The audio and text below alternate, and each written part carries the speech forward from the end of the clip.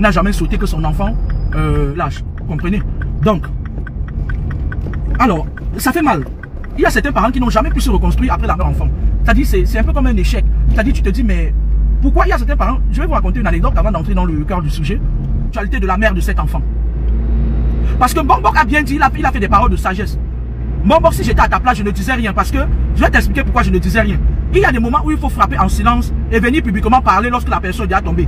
Parce que la bande de dégâts à la Kunzimanto, ces gens qui sont dans les sectes, c'est les gens qui ont déjà réussi par les canons, des gens comme les Robinson Pifo, à trouver des personnes qui les couvrent. Quand vous voyez des gars comme les Robinson Pifo, c'est des gars qui protègent ces satanistes-là. Vous comprenez avec quoi? C'est des gars qui ont mangé à la table, lèvent tous les doigts ici, de sortir certaines choses. Parce que c'est des gens qui ils sont capables d'aller même sur leur petit marabout pour protéger les gourous des enfants des gens. Vous comprenez avec quoi? Moi, je ne tire pas ici sur Robinson Pifo, c'est un garçon qui est, ça dit, je l'ai adopté comme un petit frère. Vous comprenez? Mais c'est des gars qui sont prêts à tout pour vivre et vous montrer, vous narguer avec leur voiture. Donc faites attention. Bon, quelle que soit la puissance que tu détiens, tu ne devrais pas parler. Il fallait agir d'abord. Parce que tu en appelles à d'autres bonbons ne vont pas venir. Le monde est devenu maintenant un monde où tout le monde mange et suit sa bouche et se tait. Rares sont les personnes qui refusent de manger. Parce que pour refuser de manger, il faut vraiment que tu sois un élu de Dieu. Un vrai. Pas les conneries qui disent parfois que Dieu. Les gens qu'on a cités là, je peux mettre ma main au feu qui sont impliqués, de près ou de loin, au meurtre de cette fille. Il avait du mal parce qu'il fallait qu'il envoie quelqu'un aller t'approcher pour pouvoir prendre quelque chose de toi et lui donner pour qu'il puisse te faire du mal. Maintenant, quand on veut te faire du mal, on sait qu'on peut te trouver avec ton nom sur les... Donc, qu'est-ce qui se passe? Il se passe maintenant que cette fille, elle était visée de comme les Panjambo et sa lugubre femme.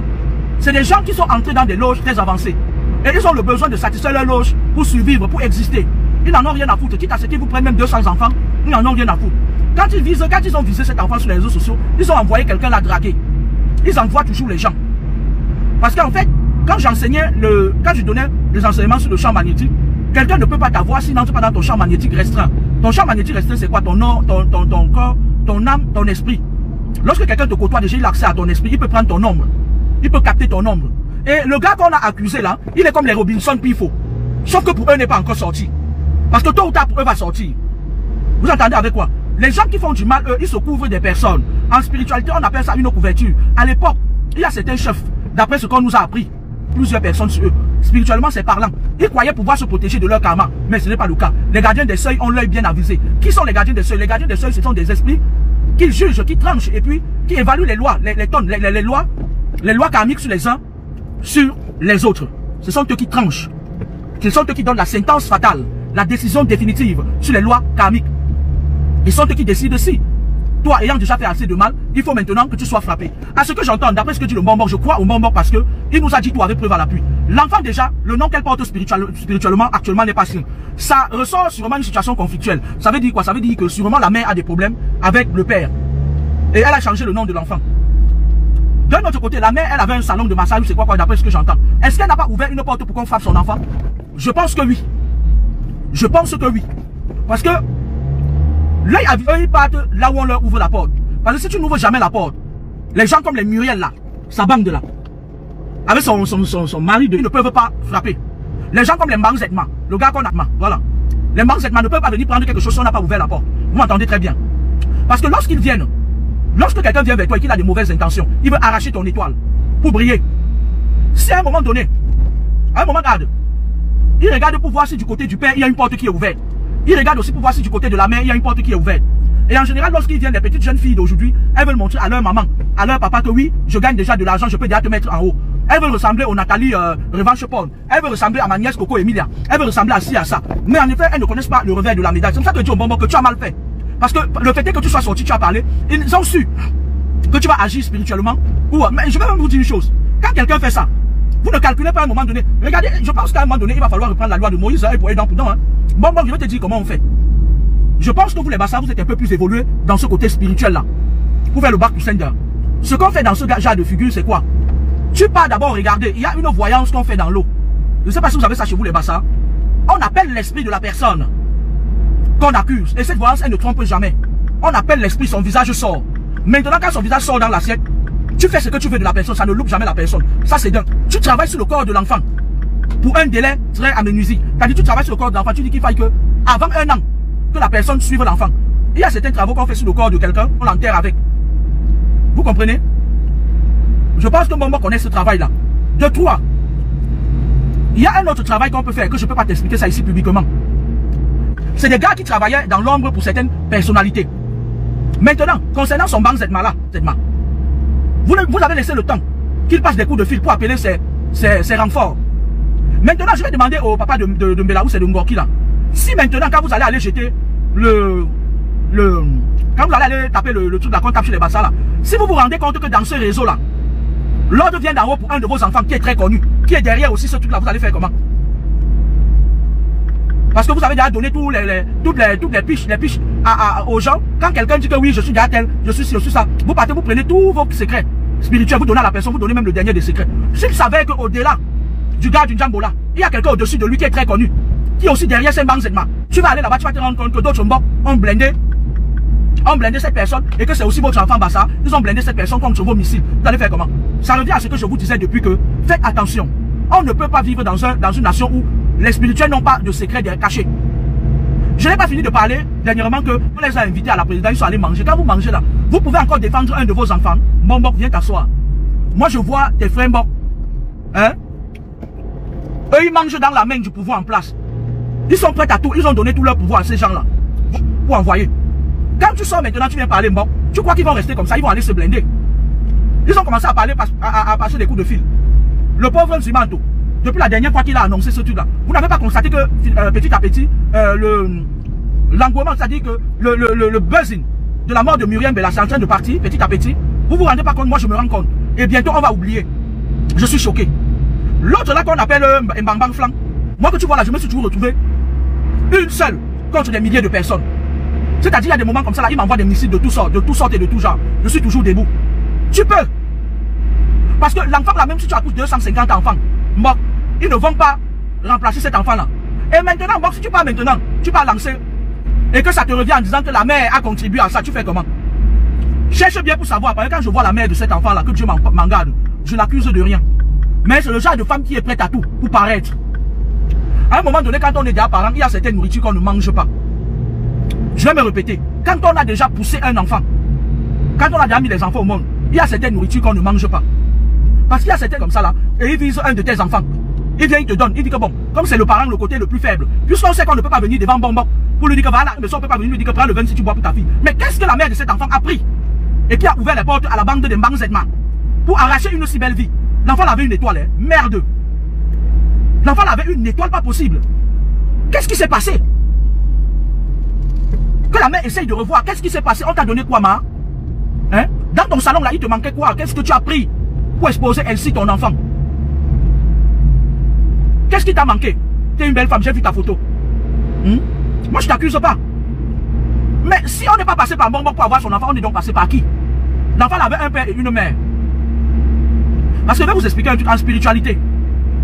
Lorsque il y a un enfant à une bonne étoile, ou bien quand on veut arracher quelqu'un à la vie, on regarde d'abord du côté de ton père, de ta mère, pour voir s'il y a des alliés.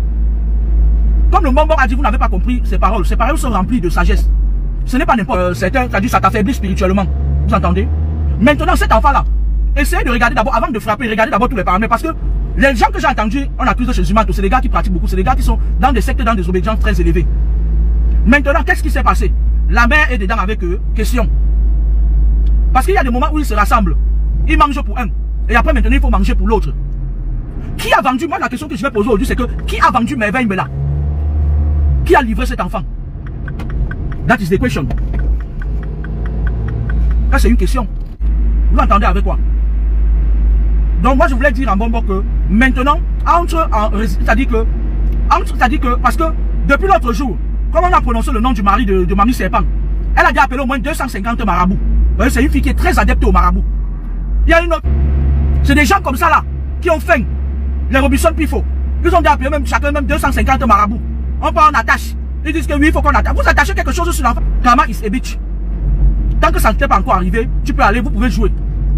Moi j'ai vu là, ces derniers temps, depuis le décès de la fille, mon petit frère Pifo, il est en train de prendre ça à cœur. Tellement il prend ça à cœur parce qu'il est en train de vouloir reprendre sa place à côté de son chéri. Il fait même 200 pauses par nous. Qui vous a dit ça?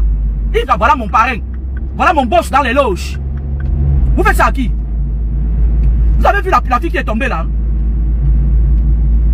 Vous avez vu la fille qui est tombée là? Elle était dedans. Venez nous dire.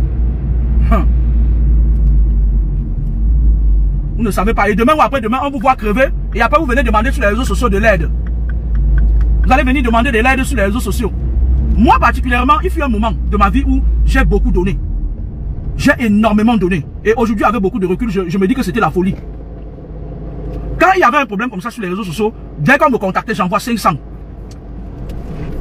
200, 300. Mais depuis un bon bout de temps, j'ai compris que cotiser pas pour moi. Mais payer mon cerveau que j'utilise pour vous enseigner tout le temps.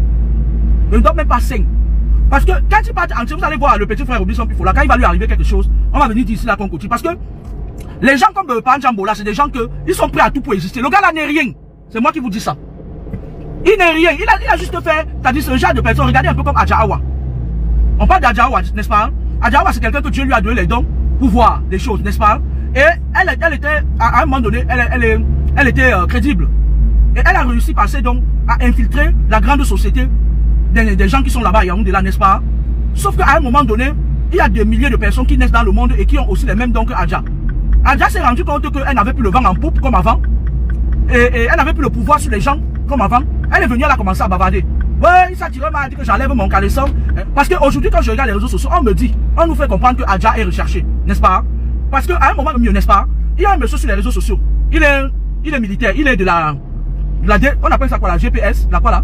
La GPS, la garde rapprochée présidentielle, n'est-ce pas? Le monsieur, lui, à un moment donné de sa vie, c'est lui qui accompagnait les Brenda partout en Suisse. Et quand il a commencé à faire ça, on lui a dit que pour que tu fasses partie du cercle, tu entres dans la Rose-Croix. Le monsieur est parti entrer dans la Rose-Croix, il a épousé, la mère de ses enfants, c'était une enseignante. Il a traumatisé la femme, quand la femme a fui, elle est partie, elle a laissé ses enfants. Maintenant, il est resté dans la maison, on ne sait plus qui est le père, le vrai père de sa fille. Il a une fille qui fait les enfants, mais on ne sait pas qui est le père. Si ça se peut, c'est lui-même. Il est dans une pourrie maison là-bas au Kansika Yaoundé là, n'est-ce pas? Et à un moment donné, quand il y a les jeunes qui sont entrés dans l'armée, qui étaient virulents, ils sont entrés, ils ont signé dans la Rose-Croix, ils ont dit que je signe, je donne, vous voulez, je vous vends même toute ma famille. Le monsieur là, qu'est-ce qu'il faisait? Il partait à Monaco là-bas, il ramassait les jeunes. Il dit qu'il les amène à Yaoundé. Quand on le voyait à la télé accompagné le président de la République, c'était son fonds de commerce. N'est-ce pas? Et donc, il était comme les Robinson Pifola. À un moment donné, il était sur les réseaux sociaux, là, il était devenu comme un témbré. Il croyait, quand c'est vieux, on ne prend plus, on prend ceux qui sont plus jeunes. D'accord? Et à un moment donné, on l'a éjecté de l'entourage présidentiel. Il n'avait plus les avantages liés au service parce qu'aller quand même en Suisse, il mangeait quand même le caviar, il mangeait bien, il dormait bien. Et il faisait la garde rapprochée des enfants du président de la République. Il y a des jeunes qui sont entrés dans l'armée. Ils étaient plus virulents que lui, on l'a mis de côté. Il est devenu aigri. Une fois que je suis venu au Cameroun, il me dit que oh, il a les clés USB où il a enregistré le président de la République, il connaît tous les mails sur machin. Je lui ai dit, prends ta clé USB là, tu donnes à qui de droit? Oh, je vais fuir le Cameroun, trouve-moi un moyen de fuir le Cameroun. Il a affiché comme ça là, son fonds de commerce c'est la photo où il accompagnait le président de la République en Suisse. Mais dans les bacs, il raconte comment il a aujourd'hui, on l'utilise comme un simple objet. C'est comme ça que votre Robinson Pifola va finir. Parce que tu ne peux pas dire que tu as les mains propres et tu soutiens quelqu'un qui a les mains sales. Ce sont les mêmes gens. Je peux vous le dire avec toute la conviction. Mais moi, je voulais dire à Mbombo que Mbombo, fais ce que tu peux pour venger ton enfant. Même si c'est la mère de l'enfant qui a arrivé, l'enfant là, tu la mets au sol. Je vais me répéter. Parce que merveille ne... Donc, Mbombo, quand tu vas en cercle me lait, si quelqu'un veut jouer, même si c'est Makoso là, tu envoies sa part. Je vais te dire là où Makoso se cache. Il se cache au Bénin. Pourquoi tu vas envoyer? Parce que l'enfant vivait avec sa mère. Vous entendez avec quoi? Ou plutôt l'enfant était proche de sa mère. Qu'est-ce qui s'est réellement passé? Qu'est-ce qu'elle a mangé? Qui a donné droit à Mbanzedma et sa bande? Parce que même les chaînes de télé, vous voyez, on commence à les corrompre, ils commencent à changer de bouche. Et la seule chose que vous trouvez à dire, c'est que, ouais, le mec là qu'on appelle Pifola, il dit que, Zumanto est un marché et tout. Quand vous regardez quelqu'un comme Zumanto là, il va être tchèlé. Quand vous regardez quelqu'un comme Zumanto là, il va être tchèlé. Et Zumanto, quand je le vois, je ne le connais pas. C'est le genre d'enfant qui ont eu des parents tellement stricts. Je vais me répéter. Robinson Pifola, tu es dans le réseau là. Puisque je vais te parler. Puisque regarde un peu. Tu m'as appelé au téléphone. Juste parce que Reine de Saba, qui est aussi une massa, apparemment, c'est une femme que je n'aime pas trop. C'est une fille que je n'aime pas trop. Elle est très mal éduquée. Mais c'est pas parce que je l'aime pas que je vais aller... voilà, non. C'est l'enfant de quelqu'un d'abord. Tu m'as appelé au téléphone. Tu disais que tu étais en train de recruter les gens. Pourquoi on donne l'emplacement idéal de Reine de Saba? Ça veut dire que vous avez un réseau très très étendu. Je vais me répéter, Pifo. Sors de là où tu es là. Parce que le jour où tu t'amuses, que vous faites vos choses là, ça tombe sur un des biens. J'ai oublié l'impact que cela pourrait avoir dans la vie des gens. Voilà que depuis un an, où c'est Reine de Saba, à force de mettre la pression sur Muriel et sa famille, elle a fait la belle-mère de Muriel, elle est tombée sur ses vidéos et tout. Elle a piqué une crise d'AVC. Depuis un an, la mère est paralysée. Donc, on est en train de chercher comment lui agresser une convocation. Je ne sais pas si tu a des informations sur elle. Genre peut-être son nom, son numéro de téléphone, où elle vit et tout ça. Donc, mais je Muriel Nenchangna. Inquiétez-vous, non. Alors, moi, je n'ai pas pour habitude comme ça là, de sortir des trucs comme ça, mais je vais vous dire une chose. Toi et Muriel, tenez, j'en ai rien à cirer. Les enfants des gens que vous avez l'habitude d'attraper, peut-être avoir, ça fait longtemps, mais je suis là, ça va. Non, mais j'ai la vie. Bon, je viens avec toi ce matin à la main pour avancer, faire les trucs, les choses. Et j'oublie les bacs que cela pourrait avoir dans la vie des gens. Voilà que depuis 1 an, où c'est Red des Sabbats, à force de mettre la pression sur Muriel et sa famille, elle a fait la belle-mère de Muriel, elle est tombée sur ses vidéos et tout. Elle a piqué une crise d'AVC depuis 1 an, la mère elle est paralysée. Donc, on est en train de chercher comment lui agresser une convocation. Je ne sais pas si tu le Cameroun vous appartient. Des informations sur elle, genre peut-être son nom. Le Cameroun vous appartient. Tout ça. Après que l'autre qu'on appelle Pélagie, qu'elle est passée sa vie à dire aux gens à raconter des trucs aux gens qui venaient toujours me dire que voilà, il y a une dame là qui dit machin et tout. Et moi, je me suis dit non, tiens, attends. Elle est quittée, elle est venue, elle m'appelle au téléphone. Et toi, elle commence à me parler de la même Muriel. Muriel, c'est qui? Elle est qui? Elle est quoi? Elle n'est rien du tout, c'est que de la merde. Je vous le jure en vérité, cette fille-là, si j'ai un seul photoman comme ça avec elle, je vais la mettre à sa place. Qui traînait aussi avec Revanche Porn. C'est une racoleuse, c'est une pourriture. Elle connaît 2 ou 3 petits pygmées où elle va attacher les herbes là-bas à l'est. Elle n'a aucun pouvoir. Je parle de Pélagie, méfie-toi de moi. Et tout de suite, elle a raccroché, elle a fui. Jusqu'à aujourd'hui, j'attends qu'elle vienne me dire la suite.